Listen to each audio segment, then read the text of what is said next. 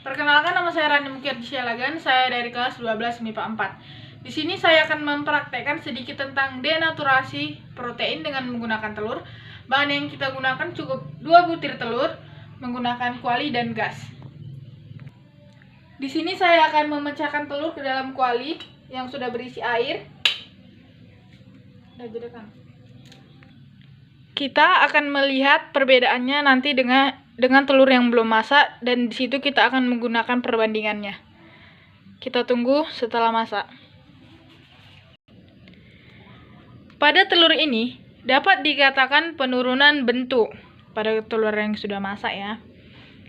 Pada telur ini dapat dikatakan penurunan bentuk molekul dan pada telur ini dapat dikatakan penurunan bentuk gas struktur karena terjadi pemutusan ikatan intramolekul dan gaya antar molekul pada gugus sufiltrip dan gugus hidrorub.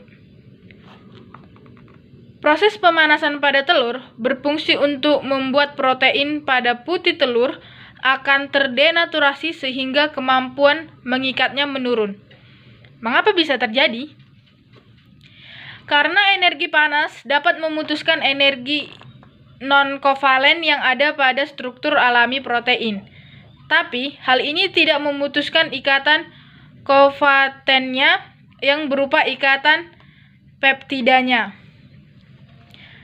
Mengapa bisa terjadi pembekuan pada telur yang sudah masak?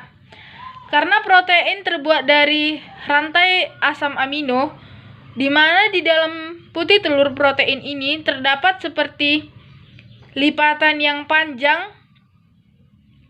panjang menjadi protein pada putih telur. Putih telur ini terjadi dari suatu jenis protein yang bernama albumin. Jika albumin ada pada temperatur yang sangat panas, maka akan terjadi denaturasi di mana struktur pada protein akan berubah dan tidak berubah dan tidak dapat tersusun seperti semula. Hal ini yang menyebabkan mengapa putih telur mengalami perubahan dari wujud cair ke padat. Ini bisa kita lihat. Telur yang sudah direbus dia padat, dan telur yang belum diapa-apain itu masih cair.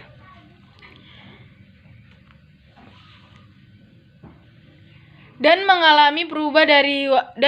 telur ini mengalami perubahan warna dari warna bening ke warna padat atau berwarna putih. Kesimpulan dari ini adalah perubahan telur dari cair ke padat setelah dipanaskan bukan pembekuan, namun sifat kimia struktur akibat denaturasi struktur globulat dan klorasi. Sekian yang bisa dapat saya sampaikan. Saya ucapkan terima kasih.